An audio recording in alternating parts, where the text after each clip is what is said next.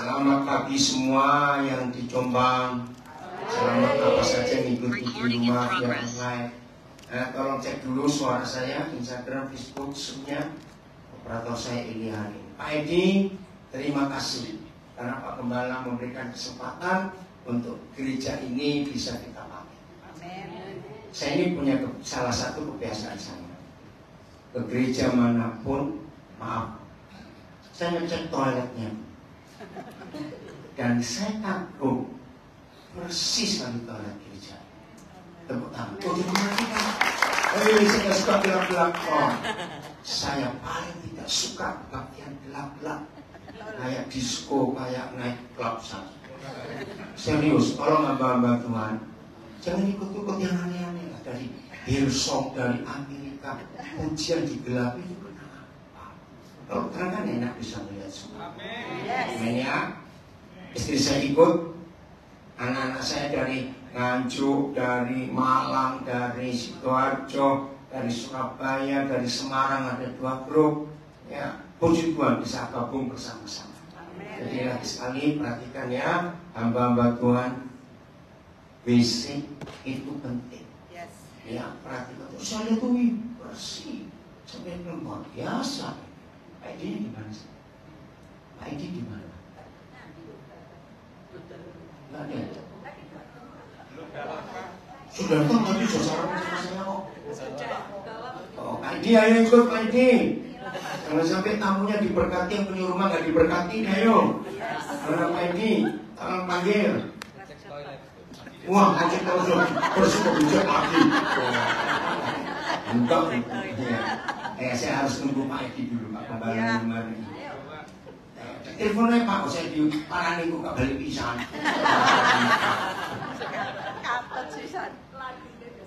Ya, hamba-hamba Tuhan yang terhormat, satu penghargaan kalau semua sekarang ada. Ketua Bamak, ya gembala-gembala, semua pengurus Bamak. Apa garis depan ya? Sini nggak ada ini. Ya, ada garis depan. Terima kasih bisa hadir. Saya percaya Ibu Bapak hamba Tuhan pemimpin sibuk, tapi masih memberi kesempatan untuk bisa hadir bersama-sama. Baik. Mana ini? Muncul ini. Oh jangan lanjut, nggak bisa. Saya selalu menghargai yang punya rumah. Ada mana? Luar. Ya, salah satu kebiasaan saya lagi, kalau saya diundang di mana saja, kalau kakek makan, saya kan tanya, yang masak siapa? Oh bu-ibu jemaat, saya larang. Ngapain? Urusan 3 jam jadi tai kok. Beli saja. Kok nggak percaya? Beli saja. Berkati orang yang punya warung, supaya nggak sibuk. Ya, serius. Banyak panitia hebat hasil kerjanya, tapi tidak dapat berkat firman. Karena sibuk ya enggak. Nah itu saya nggak suka. Ya udah, kayak gini yang kata. Nah belajar sekarang ya. Bu Kristin mana Bu Kristin? Oh ada. Orang gede buka kayak apa? Iya. Nggak masak tuh Bu ya, so, beli tuh Bu. Pintar Bu. Baik. Tema ini menarik sekali. Prioritas karena totalitas. Tapi bisa dibalik juga. Orang yang totalitas dalam hidup yang pol-polan dengan Tuhan, pasti dia punya prioritas. Nah, kalau saya boleh tanya, yang milih nama ini siapa? Pak Yoga. Oh, Pak Yoga, hebat. Oke, kita belajar. Kita mulai dengan Lukas 17 ayat 7. Nah, sudah disum. Lukas 17 mulai ayat 7. Kita bisa totalitas kalau kita tahu siapa kita dan tujuan hidup kita. Saya ulangi lagi. Kita bisa totalitas dalam hidup ini kalau kita itu tahu kita ini siapa dan apa tujuan hidup kita. Nah, kalau kita sudah tahu kita ini siapa dan tujuan hidup kita apa, saudara sadar nggak? Itu prioritas. Iya atau tidak? Yes. Saya beri contoh. Dokter bisa nyambi nggak kerjakan apa saja? Bisa. Tapi dokter itu harus punya prioritas. Betul ya? Nah, apa prioritasnya? Kalau dia tahu dia itu siapa dan tujuan hidupnya itu apa. Contoh lain, ayatnya di rumah tuh Lukas 17:7. Oh, oke, bagus, sudah ada berapa terjemahan. Yang berikut, saya tanya, kalau ada seorang suami, berarti dia sudah punya istri belum? Tapi prioritasnya itu ke ibunya. Jadi istrinya sebagai apanya? Dan mikir, cepat jawab. Yang punya mertua itu banyak. Kalau ada seorang suami, prioritasnya itu mamanya, bukan istrinya, bukan anak-anak. Maka istrinya jadi apa? Pembantu. Tiap kali ngomong, mamaku ngomong begini loh. Apa susah? Pokoknya mamaku. Maka itu hamba-hamba Tuhan, tolong kalau konseling pranikah dan ketahuan dia itu mbok-mbokan. Tahu kata mbok-mbokan? Anak mama. Jangan pernah dikawinkan. Anak mama itu nggak akan cocok menikah dengan siapa-siapa kecuali dikawin dengan mbok itu. Betul atau salah? Awas anak-anak laki khususnya kamu manja-manja pada mamamu, nggak layak kamu jadi suami. Ngerti dengan dua contoh ini? Prioritas. Jadi kalau sudah menikah, menurut firman Tuhan Kejadian 2 ayat 24, laki-laki itu meninggalkan ayah dan ibunya dan bersatu dengan istrinya, sehingga mereka bukan lagi dua tapi satu. Ayat itu luar biasa. Jadi bagaimana juga para suami, jangan memaksa istrimu tinggal dengan orang tuamu. Tertulis sejak belum ada rumah tangga di dunia. Karena kalau kita baca Kejadian 2:24 itu ada. Adam dan Hawa kan adalah pernikahan pertama di dunia. Kenapa dia? Putus yang sum. Apa? Yang sum putus. Sum putus. Sum putus. Ya. Tolong Chris, ini pakai wifi-nya gereja masalahnya. Oke, berarti harus saya ganti. Bentar. Berarti wifi-nya gereja. Oh, wifi ini. Amos mana Amos? Ya, Amos, wifi-nya mati Amos. Tunggu ya. Oke, ini bisa enggak? Sabar ya, sabar.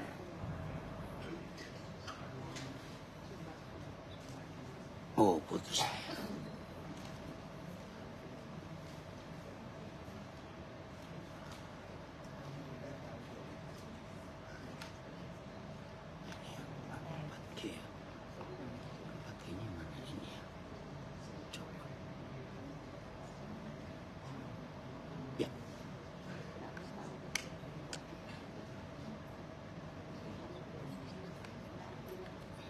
Langsung. Biar sini begitu.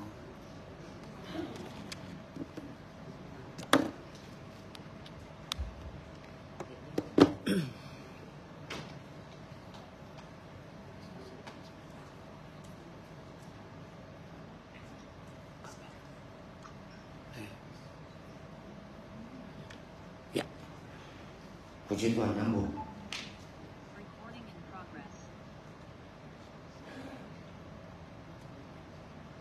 Jadi Kejadian 2:24 itu unik. Adam dan Hawa itu pernikahan pertama di dunia. Berarti punya orang tua, punya mertua tidak? Enggak punya. Coba mertua dua. Juga mereka dua kok. Tapi Tuhan sudah pesan, laki-laki jadi suami tidak boleh bawa istrinya masuk ke rumah orang tua lagi. Istilahnya begini, satu dapur nggak boleh dua koki. Betul masalah. Jadi apa itu kalau dapur, satu dapur dua koki? nggak masak-masak. Cara motong aja sudah salah, cara ini salah. Satu kapal tidak boleh dua nakoda. Hebat firman Tuhan. Nah, maka itu prioritas. Kalau saudara dan saya tahu siapa kita dan tahu tujuan hidup kita, pasti prioritas mana? Oke, kita baca Lukas 17 ayat 7. Siapa di antara kamu yang mempunyai seorang hamba yang membajak atau mengembalakan ternak bagi, akan berkata kepada hamba itu setelah ia pulang dari ladang, mari segera makan. Terus ayat 8. Bukankah sebaliknya akan berkata, si bos akan berkata kepada hamba itu, sediakanlah makananku, ikatlah pinggangmu, layanilah aku sampai selesai aku makan dan minum. Sesudah itu engkau boleh makan dan minum. Ayat 9. Adakah ia berterima kasih kepada hamba itu karena hamba itu telah melakukan apa yang ditugaskan kepadanya? Apa jawab? Ayat 10. Demikian jugalah siapa? Ojo kamu aku rek, kok saya tanya gini, kamu terus sore kapan melakukan firman? Nah, kapan lagi dong? Oke, baca. Demikianlah juga aku saya, apabila saya telah melakukan segala sesuatu yang ditugaskan kepada saya, hendaklah saya berkata, kami adalah hamba-hamba yang tidak berguna, kami hanya melakukan apa yang harus kami lakukan. Ini prioritas. Terjemahan yang lain. Begitu juga dengan saya. Ayatnya ya, naik lagi. Ayo, medianya. Begitu juga dengan saya. Apabila saya sudah melakukan semua yang diperintahkan kepada saya, maka saya berkata, kami adalah hamba yang tidak berharga. Kami hanya melakukan apa yang wajib kami lakukan. PS. Begitu juga kalian, ya. Begitu juga kalian. Kalau begitu pula kita, kalau kita sudah melakukan semua yang diperintahkan kepada kita, katakanlah, kami hanya pelayan biasa, kami hanya melakukan kewajiban kami. Ini prioritas. Terus TSI. Nah, hendaklah kami kita juga seperti ini lebih tajam. Bedanya apa hamba dengan budak? Mana lebih berharga dikit? Budak itu sama sekali, ya. Nah, hendaklah kita semua juga seperti budak itu. Sesudah kita melakukan semua yang diperintahkan Tuhan kepada kita, haruslah kita berkata, lah kok mau jadi bis? Saya mau menayar apa ini? Pulang telat.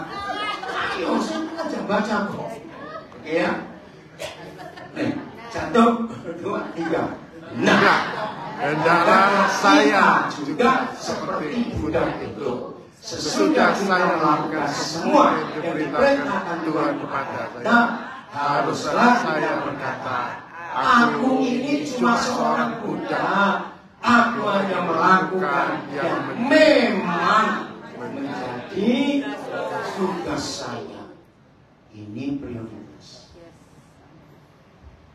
Saya mau tunjukkan fakta ini. Tapi mikir dulu sebelum jawab. Status kita jelas sebagai hamba, bukan? Sungguh, tenanan, yakin. Saya buktikan. Awas nek keliru. Kalau kita hamba, bos kita siapa? Jelas Tuhan.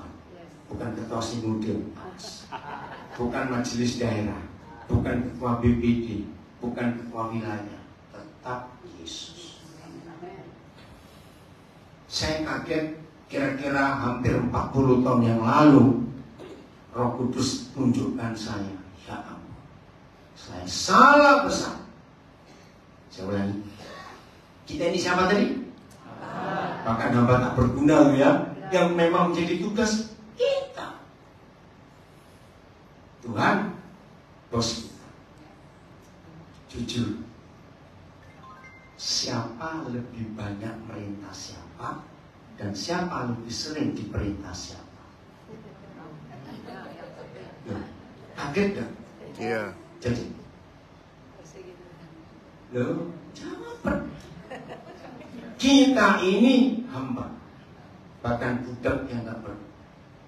Yesus Tuhan, tapi fakta. Siapa lebih banyak memerintah siapa antara dia yang bos dengan kita yang hamba, dan siapa yang sering diperintah siapa? Cepat saya tanya. Kurang ajar. Loh, iya tuh tidak sadar gak sih? Tuhan tolong, Tuhan tolong, Tuhan begini, Tuhan. Ayang no. Kristen sak Jombang aja bengok-bengok, Tuhan tolong. So, berbegan kayak apa? Apalagi Kristen sedunia. Betul, ternyata kita yang sering kali berlaku sebagai bos. Kita perintah dia. Setelah kita doa puasa, doa pagi, doa siang, doa sore, doa malam, bagus gak itu? Bagus. Enggak, gak terjolan. Jawabannya sudah salah lagi. Yang nyuruh doa sepanjang hari itu siapa? Baru tahu ya kalau kita ini on. Jangan tersinggung, saya ngomong apa adanya. Salah. Dia perintah kita, pergilah kamu jadi garam dan terang dunia. Jangan sembunyi di rumah doa, menara doa, bukit doa. Apalagi yang punya utang, sembunyi di menara doa, HP dipateni, itu kurang ajar. Ya mau lagi bagaimana? Saya kalau diundang ke menara doa, tak obrak-obrak dulu, ya pulang pulang. Gak usah doa di sini. Loh, sekarang pakai otak dong. Kalau hutang bisa lunas karena didoakan, itu kurang ajar. Gimana kurang ajarnya? Kita yang pakai duit, Tuhan Yesus suruh bayar. Udah semua kono. Enak ay. Loh, salah gak? Itu, jangan punya hutang terus berdoa puasa. Ya bisa. Punya hutang itu kerja, bayar. Jualan bisa dijual, bayar. Ini loh, hari-hari ini saya lagi ngurus satu keluarga kaya di Solo. Kaget saya, 2 minggu lalu dia ditangkap dan masuk penjara kejaksaan. Loh, padahal mereka ini cinta Tuhan. Nah, saya tahu mereka ini kaya, ternyata terlibat utang. Ketika ditunjukkan, kok banyak sekali utang. Padahal memberi persembahan untuk pekerjaan Tuhan, wih, undang hamba-hamba Tuhan yang besar-besar itu naik pesawat dan bisnisnya semuanya. Ya kok tahunya begitu. Saya cuma bilang pada adik ipar, karena dari papa anak-anak ditangkap semua karena utangnya utang berjemaah istilahnya. Saya cuma bilang jangan doain, jual asetmu yang bisa dijual. Terus jawab, justru itu asetnya mama semua. Kalau itu jual, mama bisa mati. Dia bilang, maaf, jangan alasan. Saudara dengar ya. Kalau kita sudah merintah Tuhan, berarti mungkin kedengarannya, masa sih aku merintah Tuhan? Dan kalau saudara doa itu nyuruh Tuhan, maka itu doanya orang Kristen isinya cuma 3. Minta, nyuruh, lapor, nyuruh, minta. Mampu jawab. Logis. Nyuruh, lapor, minta, lapor. Tuhan tolong. Jujur, begitu nggak dijawab, biasanya kita ungkit. Tuhan, masa Tuhan nggak ngitung kesetiaan saya? Tuhan nggak ngitung bagaimana persembahan kami sekeluarga, perpuluhan kami. Terus ada yang nambahin ini, kalau bukan tanah nenek saya, gereja ini nggak ada, karena tanah ini tanah nenek saya. Maksudku? Pernah dengar gak orang ngomong seperti itu? Apa saudara kira Tuhan bisa kita suap? dengan doa pagi, siang, sore, malam, dengan doa puasa, dengan aktif pelayanan, dengan baca Alkitab. Jauh kan? Nggak bisa. Makanya suka kecewa dengan Tuhan karena merasa jasanya paling banyak untuk gereja itu. Kenapa Tuhan nggak sembuhkan anakku? Kenapa cucuku mati? Kenapa perusahaanku bangkrut? Jangan salahkan Tuhan.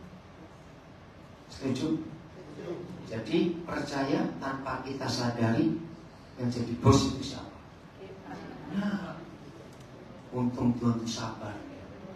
Kalau Tuhan kayak saya tak blender kabel. Aduh, yang Tuhan diperintah-perintah seenaknya. Loh betul. Contoh, Tuhan kami mau pergi ke Jakarta. Tolong jaga rumah. Itu. Sudah gak usah doa gitu. Kelos, apa? Kok nyuruh Tuhan jaga rumah? Maaf loh, saudara gak seperti itu. Coba dengar. Kalau semua doa kita harus dijawab, yang jadi Tuhan siapa? Dijawab pertanyaan. Kalau semua doa kita harus dijawab, yang jadi Tuhan siapa? Nah, tema ini luar biasa. Prioritas karena Tuhan. Dalam Lukas 17 ayat 7 sampai 10 itu pegangan kita. Maka itu maaf ya, saya ini kalau lihat pendeta-pendeta, harusnya pendeta itu makin besar, makin rendah hati. Seperti falsafah hidup. Padi yang makin banyak buahnya makin. Nah ini teman-teman saya pendeta yang kaya suki-suki itu durung stroke, entah saja kok dibawa itu. Setuju gak saya ngomong ini? Nah stroke ya gak apa-apa loh. Maaf. Terus udah gitu bodyguardnya lapis 1 setiap orang, lapis 2. Itu apa? Jangan menyebut diri hamba kalau model kayak begitu. Setuju? Apalagi hamba Tuhan yang rumahnya pakai satpam, lebih enak saya sudah. Aduh kalau dia pakai satpam, hari ini kurang satpam. Hamba Tuhan yang rumahnya pakai satpam, dosanya 4 kali lipat. Dosa 1 lipat aja saya masuk neraka. Kalau dosa 4 kali lipat neraka 9 itu. 1, dia menghina Tuhan. Loh, siapa lebih sakti? Malaikat atau satpam? Bisa tanya kok. Siapa lebih sakti? Malaikat atau satpam? Loh, wis. Jadi kalau pendeta mau pakai satpam suruh dengan korban. Dosa kedua. Hamba Tuhan yang rumahnya pakai satpam, para tamu tersortir. Sortir itu bahasa Belanda, berarti tersaring. Kalau yang datang naik becak, kumut-kumut keringetan, satpam pasti tanya, cari siapa? Justru cari bosmu, tanya cari sopir. Lo ini kalau nggak cari pendeta. Lo betul tidak? Tunggu ya, saya intercom ke dalam. Kalau yang datang pakai Mercedes, lawang yang buka TV. Jujur jawab pakai. Kok baru sadar?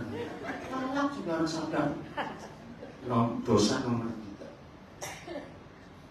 Berarti di rumah pendeta itu banyak kekayaan, harta benda. Maka itu dicogok.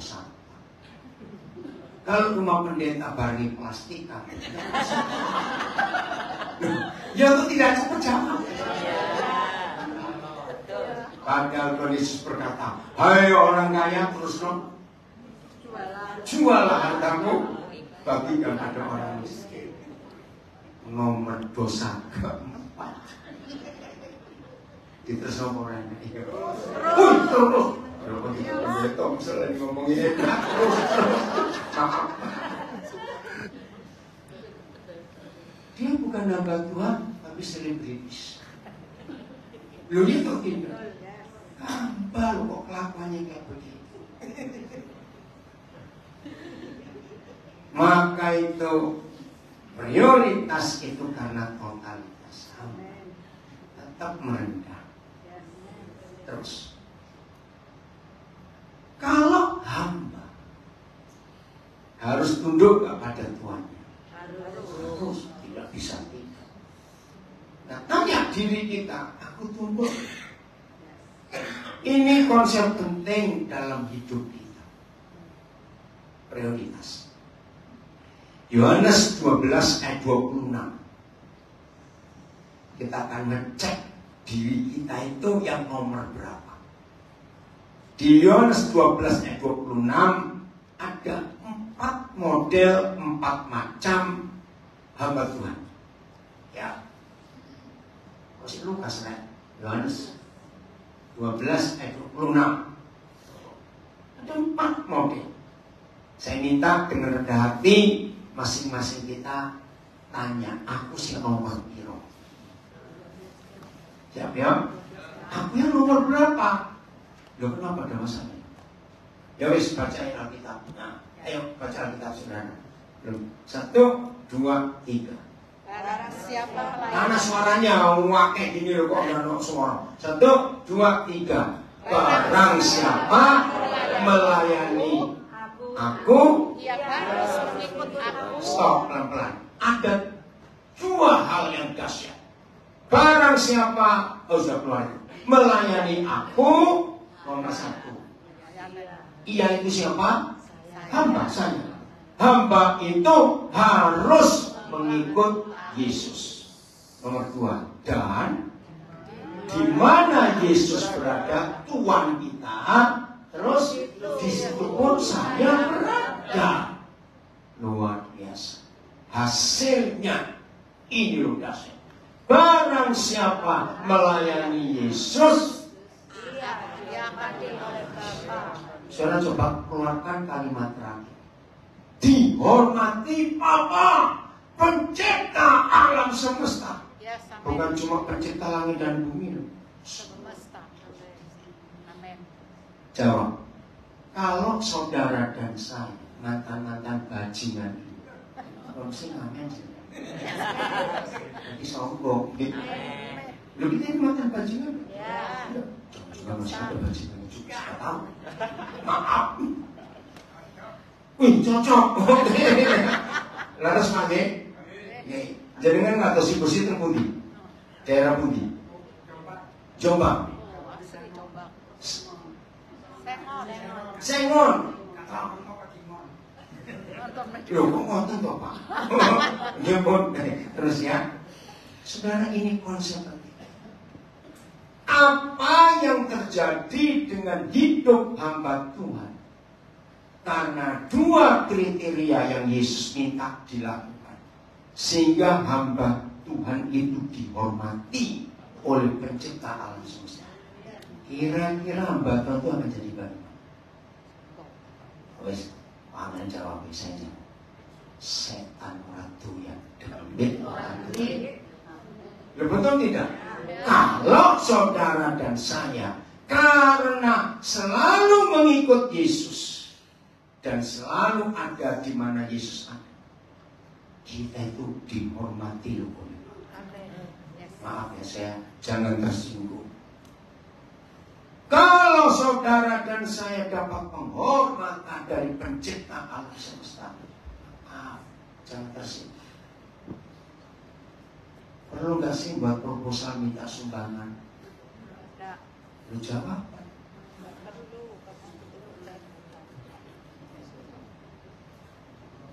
Saya beri contoh. Salah satu menteri yang saya kagumi itu Erick Thohir.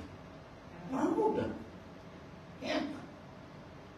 Nah, ini yang saya belum terjawab sampai hari ini selama 2 periode Presiden kita Joko Widodo.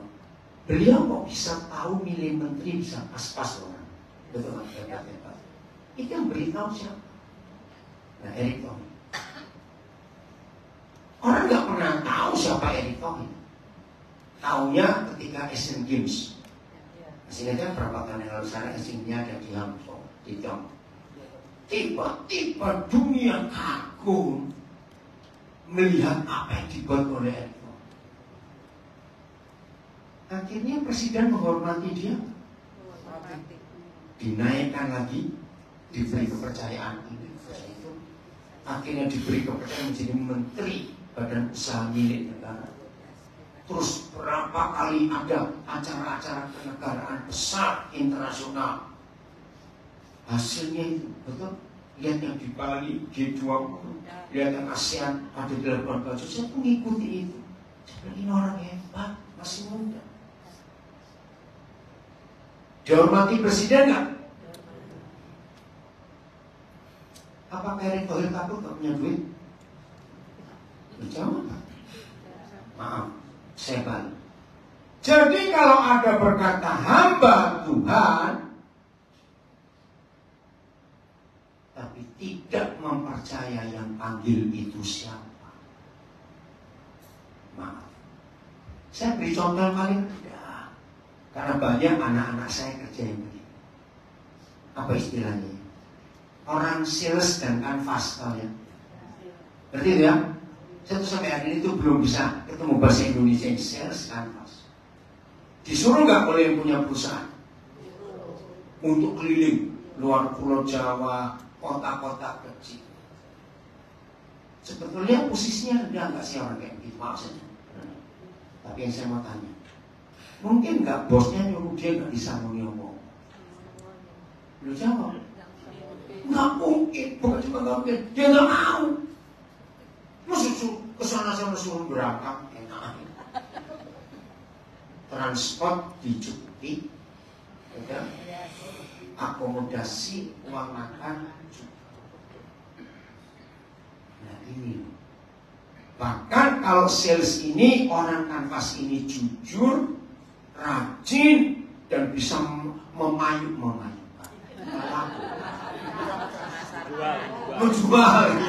Menjual banyak. Ayo, dapat penghormatan nggak oleh bos? Ya wis. Jujur pada diri sendiri. Kalau sampai ada di antara saudara sekian tahun menjadi hamba Tuhan, orang Jombang. Jadi ibu bapak jadi hamba Tuhan sejak kapan? Tebu Ireng belum ada. Tahun biru itu. Nah, yang tahu Tebu Ireng itu pondok pesantren keluarganya Gus Dur yang di Jombang. Masa sekian banyak tahun menjadi hamba Tuhan, udah kok gerakul. Oh, benar-benar rengkelan gitu. Maaf, periksa diri sendiri.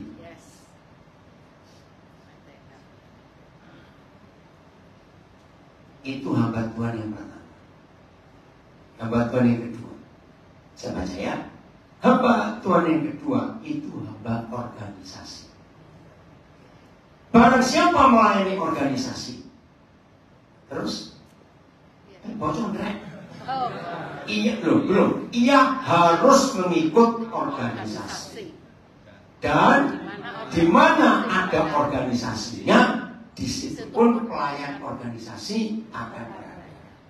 Barang siapa melayani organisasi, dihormati ketua sinode. Lu wajar nggak? Ya wajar. Karena Bapak Tuhan itu rajin buka cabang kemana-mana, pasti dapat penghargaan. Hitungan saudara nomor berapa? Hamba Tuhan model ketiga. Ada. Barang siapa melayani uang, ayo anak opora. Banyak. Barang siapa menjadi hamba uang, ia harus mengikut uang. Dan di mana uang itu ada, di situ penambah uang akan berada. Barang siapa menjadi hamba uang, dihormati setan. Lihat nggak? Uang itu kan setan. Nomor 4, rumono. Barang siapa melayani istri, ada hamba Tuhan disetir istrinya. Wah, lagi aku maaf terus kan. Ada bantuan model keempat, istrinya ngatur luar biasa, sampai khotbah pun diatur. Ngeri. Sini mana? Biasanya istri pendeta kayak gitu, dia jadi bendahara pasti teroan. Ya apa tidak? Ya. Ampun, itu roh Isabel. Yes. Suaminya tunduk pada istri. Kalau ada pengerja, maaf ya saya ngomong apa dan tapi saya tahu sendiri. Dan pengerja ini lebih pintar khotbah dari suaminya. Langsung diturunkan jadi guru suami. Pernah ngalami seperti itu? Ih, galaknya istri. Sano sama Pak. Oke ya. Terus istri pendeta itu melarang pengerja ini untuk kunjungan ke jemaat raya. Saya sampai heran, ada itu di gereja. Ada nggak? Pernah tahu nggak itu? Awas di sini ada bertobat. Barang siapa melayani istri, ia harus mengikut istri. Dan dimanapun istri berada, di situ pun pelayan istri akan berada. Barang siapa melayani istri, dihormati mertua. Lu wajar gak? Ya wis. Sekarang dalam hati jujur dari 4 ini saudara nomor piro? Gak usah tolak-tolak. Lojok kabeh lah jadi apa dan apa? Harus memilih satu kok semua. Sahabat ya Tuhan. Borok kabeh. Saudara, kita boleh sambil tertawa. Tapi ada nggak dalam pekerjaan Tuhan kayak begini? Ada. Maka itu kalau hari ini tema kita luar biasa. Amin. Prioritas karena totalitas. Dan totalitas itu karena ada prioritas. Ini nggak main.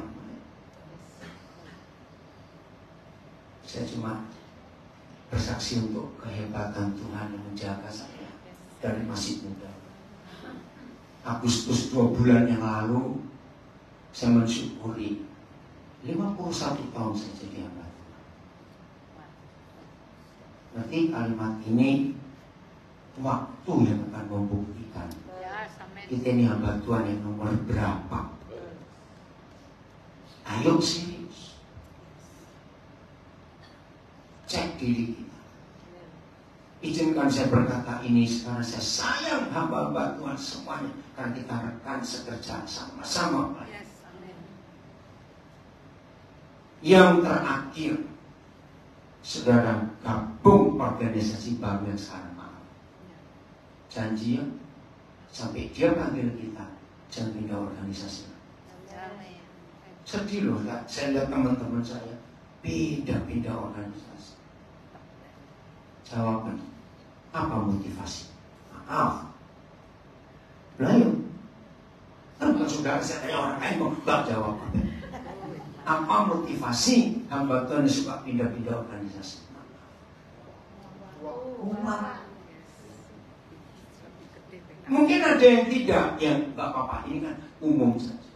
Kalau enggak ya sudah enggak. Saya kalau ngajar begini, ada yang tersinggung, jadi uang itu. Iya toh? Yes. Itu dia. Saudara, ayo. Lukas 17 tadi, jangan lupa. Aku ini nggak berguna. Memang. Jujurnya gini, supaya seorang sadar, kok ada kalimat aku ini hamba nggak berguna. Saya tanya, di luar kita ada yang lebih pintar dan lebih kaya. Ya wis, itu artinya kita ini nggak berguna. Cuma gara-gara dipanggil dan dipilih jadi seperti ini, itu namanya anugerah. Amin. Dan jangan sombong. Tetap rendah hati, kerjakan pekerjaan Tuhan. Amin. Wah, kalau itu semua terjadi dalam hidup kita luar biasa. Haleluya, Pak. Masih ingat Biliam? Ya. Awas ya kalau punya anak laki jangan kasih nama Biliam. Tuh, benar? Biliam itu nabi yang motor duitan. Tahu nggak? Tapi Tuhan sayang. Nah, Begitu Balak ingin bayar dia, karena Balak tahu, wih ini nabi yang itu geni, tahu Raja bilang itu geni, ludahnya itu seperti api, jadi kalau ngomong itu jadi. Wah, Balak ingin Israel dikutuki, padahal Benyamin orang Israel, tapi karena uang disakalah orang-orang berangkat, masih ingat? Tapi Tuhan sayang, di perjalanan karena nggak ada satupun manusia, yang ada cuma keledai yang dinaiki. Ya, satu-satunya bisa dipakai Tuhan untuk menyelamatkan Bileam, ya keledai. Tiba-tiba keledai ini ngomong. Saya tanya, kalau sekarang naik, udahlah bilang kuda. Tiba-tiba kuda ngomong, aku bogo nanti. Coba bisa Melayu. Gak bisa kita di atas itu kok. Kalau saya Bileam, bisa saya stroke serangan jantung. Ini bisa ngomong. Tapi dua klubnya Bileam diseneni keledai, dipukulnya. Kenapa kamu bikin masih? Tuhan sayang, tapi dia lupa siapa dia. Nanti, nah saya dari keledai Bileam itu saya belajar. Yakin nggak orang berdosa bisa dipakai Tuhan? Bisa. Nah itu artinya. Jadi kalau saya balik, jangan saudara kesengsem kagum kepada orang yang hebat nubuatannya, karunia mujizatnya, pelayanannya. Maaf, jangan kagum. Kalau dia aja bisa dipakai, siapa saja bisa dipakai. Nah, karena tidak ada orang lain di situ, yang ada cuma keledai, maka Tuhan pakai keledai. Tapi keledainya gak boleh sombong. Terus begitu dia bisa ngomong, wih, aku bisa ngomong ya? Terus dia berdiri gitu. Ngerti ilustrasi ini? Jadi apa? Ingat waktu Yesus masuk ke Yerusalem dan keledai juga. Wih, yang nginjak karpet jubah-jubah itu siapa? Yesus atau keledai? Coba dia lupa diri, terus dia berdiri karena bangga, ngebrak Tuhan Yesus. Ilustrasi ini tahu? Banyak Yesus akhirnya terjatuh gara-gara kelakuan kita. Nah itu jangan sombong. Pernah ingat Yunus? Jangan pakai nama Yunus. Yang terlanjur ya wis, ganti nama itu malah lanjut. Lain kali nggak usah kesini. Yunus ini bukan nabi nggak taat, salah. Yunus ini nabi kurang ajar. Ya betul. Di mana kurang ajarnya Yunus? Kurang ajar itu karena Yunus itu terlalu kenal Tuhan itu siapa. Wih, kita buka Yunus pasal 3. Ya, Yunus pasal 3 mau belajar soal Yunus. Ayo yang pernah jadi guru sekolah minggu dan pernah salah hari ini bertobat. Cari mantan anak sekolah minggu, minta maaf. Dulu om dan tante ngajar salah. Cari di mana? Pasal 3 Yunus tiga ayat sebelum terakhir. Yunus pasal 3. Supaya kita tahu sudah. 3 ayat sebelum terakhir ayat piro? Piro? Oh ya. Oke ya. Jadi Yunus sudah khotbah toh.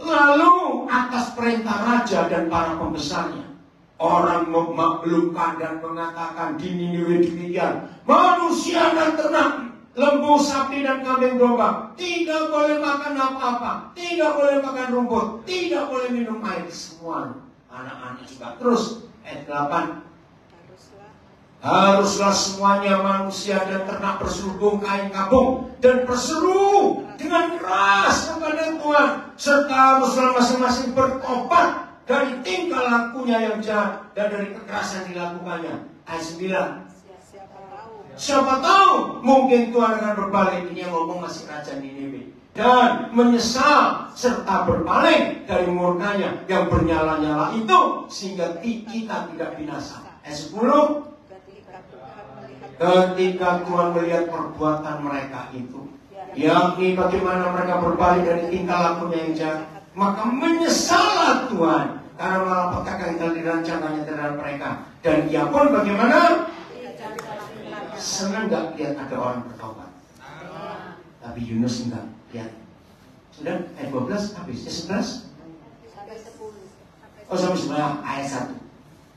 Pasal 4 ayat 1. Ini loh kekurangan ajaran Yunus. Tetapi ayo, tetapi hal itu hal apa? Ayo cepetan, hal apa? Ayo. Pertobatan Niniwe yang membuat Tuhan tidak jadi menghukum. Itu membuat Yunus itu sangat kesal hati Yunus. Lalu bayangkan ada satu negeri bertobat, dia ngamuk. Kurang ajar enggak? Yunus kurang. Karena apa? Lihat ayat 2. Dan berdoalah kepada Yahweh, katanya, ya Yahweh, bukankah telah kan ditutup. Maka itu tolong ya hamba-hamba Tuhan kalau membacakan Alkitab untuk jemaat, intonasi itu penting. Baca situasinya. Ini kan Yunus kan gimana toh? Jadi kalau marah jangan baca gini. Ya Tuhan, katakan itu kok masih di negeri. Enak enggak? Enak. Begitu intonasi itu penting membaca jemaat. Ya Yahweh, bukankah aku katakan itu ketika aku masih di negeriku? Itulah sebabnya. Jadi bukan gak tahu. Itulah sebabnya maka aku dahulu melarikan diri ke Tarsis. Sebab aku kenal. Saya gantikan. Sebab aku kenal bahwa Engkaulah Tuhan yang pengasih dan penyayang, yang panjang sabar dan berlimpah kasih setia, serta yang menyesal karena malapetaka yang hendak didatangkan. Kurang ajar. Jadi aku dulu gak mau ke Niniwe, aku lari ke Tarsis karena aku kenal Engkau itu Tuhan yang berbelas kasihan. Gak tahan kalau lihat orang bertobat. Mesti gak lihat Yunus ini. Sebagai nama Yunus. Maaf. Terus ayat 3. Dia bilang begini. Kira-kira kalau Tuhan model orang Jombang, jawab mau. Jadi sekarang dia jawab, cabutlah kiranya nyawaku, karena lebih baik aku mati daripada itu. Kurang ajar. Cepetan mikir kan. Ayo kira-kira kalau Tuhan model orang Jombang dia apa? Cabut deh sejauh mati pokok. Saudara, ayo kita belajar. Yunus hamba Tuhan. Tapi kelakuan. Inilah satu-satunya pribadi di Alkitab yang paling aneh. Makin dia kenal Tuhan, lah kok makin jahat. Betul saya ngomongin? Dia kenal Tuhan itu berbelas kasihan. Ada orang bertobat nangis-nangis, aduh Tuhan nyesel, diubah hukuman. Nah, kenapa? Jangan baca di kitab Tawari. Saya nggak tahu jelas di tahun berapa sebelum Yunus. Kerajaan Niniwe itu sekarang Asyur, Syria. Kerajaan Asyur, Niniwe menyerang Yerusalem. Ternyata ada keluarga besar Yunus yang mati gara-gara serangan mereka. Nah di situ Yunus itu dendam. Nah Tuhan sayang, satu-satunya dendam itu bisa selesai kalau mengampuni. Nah karena Tuhan tahu Yunus sakit hati pada orang Niniwe, kan dia hamba Tuhan, dia nabi. Yunus, kamu ke Niniwe ya, khotbahkan di sana. Yunus berangkat gak? Nah karena dia kenal, mau aku khotbah, karena aku mau mereka minta dihukum. Pertanyaan penting, jawab. Hamba Tuhan model Yunus dipaksa khotbah ke tempat yang dia gak suka. Khotbahnya umi-umi atau banter? Ayo jawab. Umi ya. Jawab aja. Pelan semangat atau ya asal ngomong aja. Ini loh yang luar biasa. Khotbah nggak sepenuh hati aja satu negeri bertobat. Masa kalau kita khotbah sungguh nggak ada yang bertobat? Yes. Amin. Ngerti pertanyaan saya? Yes. Dalam seminggu berapa kali kita khotbah sebagai hamba Tuhan? Ada yang berubah nggak? Maaf. Tanya pada diri sendiri. Yang khotbah seperempat hati aja satu negeri bisa bertobat. Karena firman tidak pernah kembali dengan sia-sia. Yes. Apa jawab Tuhan ayat 4? Tuhan itu sabar benar. Tetapi firman Yahweh, layakkah engkau marah Yunus? Sabar gak Tuhan? Layakkah engkau marah? Terus ayat 5. Yunus telah keluar meninggalkan kota itu. Ini lebih kurang ajar lagi ya. Dan tinggal di sebelah timur. Ia mendirikan di situ sebuah pondok dan ia duduk di bawah naungannya. Ini lebih kurang ajar. Ngapain Yunus? Nantikan apa? Hukum. Bukan kurang ajar. Sudah lihat sendiri, raja sampai rakyat, anak kecil, binatang suruh puasa semua bertobat. Dia masih berharap Tuhan hukum Niniwe, Tuhan hukuman Niniwe. Rupanya Yunus tahu zaman Sodom Gomora. Maka itu dia keluar kota agak jauh, cari tempat yang agak tinggi, ngenteni hukuman itu. Kira-kira kalau Tuhan model suara siapa Noaret? Dan saya mau belajar gak ini? Nah, baru tahu tuh. Maka itu kita harus tahu model hamba Tuhan seperti apa. Ada orang bertobat kok gak alasannya. Aduh. Terus ayat 6. Tuhan itu sabar ya. Nah, lalu atas penentuan Yahweh Tuhan, tumbuhlah sebatang pohon jarak melampaui kepala Yunus untuk menaunginya agar Yunus terhibur. Masih dihibur.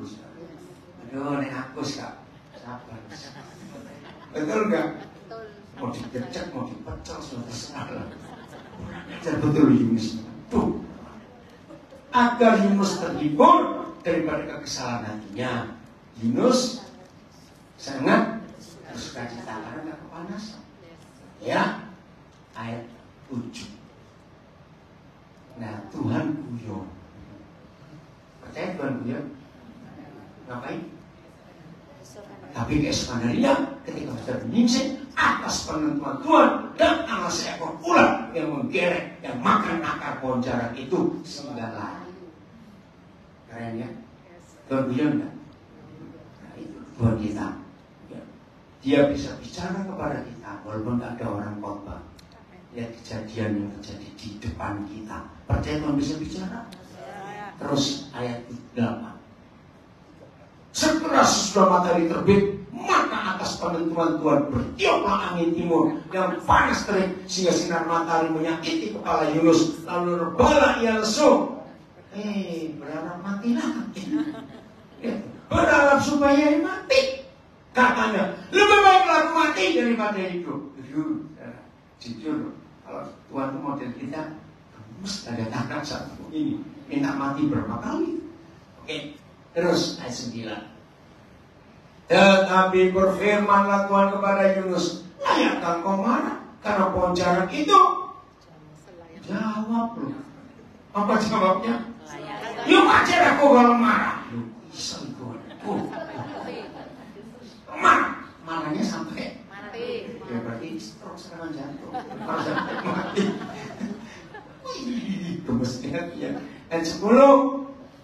Lalu berfirmanlah Tuhan, Yunus, engkau sayang kepada pohon jarak itu, yang untuknya sedikit pun engkau tidak berjerih payah, dan yang tidak engkau tumbuhkan, yang tumbuh dalam satu malam dan binasa dalam satu malam pula. Ayat 11. Bagaimana tidak aku akan sayang kepada Niniwe, kota yang besar itu yang berpenduduk lebih dari 120.000 orang, yang semuanya begitu bodohnya mereka, tidak tahu membedakan tangan kanan dari tangan kiri dengan ternaknya yang baik. Hebat nggak? Ayo hamba-hamba Tuhan, kita belajar sabar seperti Tuhan. Gembala-gembala, istri gembala, kalau ada jemaat yang jueng itu berkat. Imonono. Tahu kata imo ini? Pelihara baik-baik. Karena mereka diutus Tuhan untuk cepat menyempurnakan kita. Amin. Amin. Setuju saya ngomong ini? Setuju. Percayalah sampai kapanpun juga dan dimanapun juga. Kalau yang punya pelayanan berserta doa apa saja, sampai kapanpun juga, dimanapun juga, Yudas akan selalu diizinkan Tuhan. Nah, Yudas itu imonono. Seperti Tuhan Yesus pelihara Yudas. Lo pernah tahu nggak? Yesus itu milih 12 orang itu pakai doa semalam. Betul? Lukas 6. Masa dia doa ada yang salah? Ada yang salah? Berarti Tuhan Yesus tahu siapa Yudas? Siapa bisa jawab? Kenapa kok dipilih walaupun Yesus tahu? Siapa bisa jawab? Supaya bertobat. Hampir betul. Apalagi sesuai aku jawab. Kalau Yudas tidak dipilih, kita pun pasti tidak dipilih. Amin. Mau jadi bodoh kok, mau demikian mungkin. Aku enggak. Atau tidak? Makanya jangan sombong suara muncul Yudas, jangan. Kita juga kayak dia. Ampuni kami. Amin. Jadi kalau ada Yudas di gerejamu, imono, pelihara kesempatan yang baik, karena kita butuh mereka untuk menyempurnakan. Ya, kita siap seperti Yesus. Karena waktu, 5 menit dan bisa selesai. Tolong keluarkan kata sandi atau password kitab Yunus atas penentuan Tuhan. Ini di pasal 4 saja berapa kali atas penentuan Tuhan. Itu password. Coba kita lihat Yunus 1 ayat 17. Yunus 1 ayat 17. Jadi atas penentuan Tuhan, atas penentuan Tuhan, luar biasa. Nah, maka atas penentuan Yahweh datanglah seekor ikan besar yang menelan Yunus, dan Yunus tinggal dalam perut ikan itu 3 malam lamanya. Banyak atas penentuan Tuhan. Nah, karena saya pernah jadi guru sekolah minggu, saya percaya ikan besar itu pasti punya nama. Loh, kenapa? Ayo jawab. Walaupun kita nggak tahu jumlahnya. Kira-kira di lautan luas itu banyak nggak ikan besar yang sejenis ini? Nah, bayangkan kalau Yesus Tuhan bilang, hai ikan besar, datanglah ke kapal kita. Yunus dititili. Tahu kata dititili? Digigitin kecil-kecil. Sebab ikannya kan banyak. Nah, jangan tanya saya, lalu siapa nama ikan itu? Pokoknya itu Bambang. Saya nggak tahu siapa. Loh, kenapa? Yang datang berapa? 1. Ya yang dipanggil toh. Dan ikannya nurut. Kalau nggak ada kata yang menelan, Yunus lembut dipecapi. Loh, betul atau tidak? Ini loh, kalau baca firman kayak begitu. Suruh ngelak, bukan dikunyah. Ikannya nurut. Nah, tapi kalau saya jadi ikan, saya ini bingung. Aku semangat enggak berarti. Loh, betul atau tidak? Aku enggak punya, saya ini makan. Ya, habis itu sebundang dulu di situ. Keren ya, saudara? Betul, bukan. Tapi gini loh ya, jangan keren. Ikan nurut. Lalu pasal berikut ini cari lagi ya. Atas penentuan Tuhan dimuntahkannya Yunus pasti pelabuhan ini. Ayo, kalau ikannya pelit kayak kita, Rela nggak dia muntahkan makanan? Kok enak, boleh susah. Itu hebatnya. Ikannya nurut. Kalau kita nggak nurut, malu sama ikan gitu jawabnya susah bener. Lo bakal nggak? Ikan aja nurut, masuk kita nggak nurut. Pohon jarang nurut nggak? Suruh tumbuh. Ulat nurut nggak? Air, angin timur yang panas nurut nggak? Ini lo kunci kita. Prioritas kita kalau kita selalu nurut. Amin. Prioritas kita kalau kita nurut. Hidup yang totalitas kepada Dia, Tuhan kita, kalau kita nurut. Amin. Kita pegangan itu saja. Nurut. Jujur, nurut itu gampang atau susah? Susah. Nah, jawaban nih. Saya tanya lagi, nurut itu gampang atau susah? Susah. Ya nggak jawab dua-dua. Susah buat yang babak. Jadi yang jawab susah tadi artinya ngaku kabeh berkat orang jujur ini. Nurut itu mudah kalau nggak punya pilihan dalam hidup. Selama kita masih punya pilihan, aku ini ke Jakarta, ke Afrika. Nah kalau punya pilihan itu nggak bisa. Kenapa Abraham bisa nurut? Besok kamu tinggalkan keluarga, orang tuamu, sanak saudaramu, kampung halamanmu, rumahmu, pergi ke satu tempat. Saya tanya, waktu Tuhan ngomong itu Abraham sudah kenal nggak yang ngomong ini siapa? Belum, saudara. Nah, saya mau beri ilustrasi. Kalau di Jombang ada sependeta-pendetanya seorang pendeta, itu pendeta. Sependeta-pendetanya seorang pendeta cepat. Pendeta tenanan itu, bukan pendeta abal-abal. Saya tanya, hai anakku, besok kamu ke Bandara Juanda, ajak keluargamu. Kemana Tuhan? Sudah di sini. Tuhan jawab itu. Gak usah tanya, pergi dulu. Ayo jujur, si pendeta tenanan ini doa puasa dulu, cari konfirmasi, atau langsung berangkat besoknya. Jawaban saya tanya. Halus banget. Maka itu yang sering menyebut aku pendeta, aku membantu Tuhan. Periksa diri. Betul. Karena menyebut diri hamba Tuhan, satu kriterianya nurut dan ikhlas. Bukan doa puasa.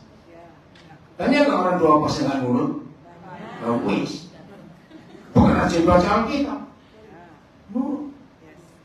Abraham pergi loh saudara. Maka itu milikilah istri yang kayak Sarah lumayan. Diajak pergi ya wis. Kemana Pak? Gak usah tanya. Berang. Kenapa? Karena Abraham gak punya pilihan. Zaman Maria hidup banyak perawan. Banyak. Misalnya gini, apa yang terjadi dengan Gabriel? Kalau hari itu Tuhan mungkin Gabriel, malah besok kamu turun ke dunia, cari gadis yang mau hamil sebelum menikah. Tapi gak sebut siapa dan di mana. Saya tanya, kira-kira Gabriel perlu berapa tahun? Turun ke surga, gadis, siapa mau hamil sebelum menikah? Seharian keliling sekian puluh desa nggak ada. Pulang ke surga, besok balik lagi. Ngerti nggak maksudnya? Kenapa surga langsung tak Maria di Nazaret? Karena Tuhan membaca Maria ini punya hati hamba. Nggak punya pilihan, dia nurut. Tahun 74 pertama kali saya belajar tentang Maria. Tiba-tiba Roh Kudus tanya, Daniel, seandainya kamu itu Maria, maaf ya saya cuma ngomong, aku tahu Daniel kamu itu nurut. Kira-kira kamu minta syarat apa kepadamu? Saya kaget, karena saya nggak pernah mikir. Tapi akhirnya saya ketemu jawaban. Dan tolong sebelum nanti istirahat sebentar lagi ini snack, manusia kayak mau kecepatan. Betul. Ada snacknya enggak? Ada.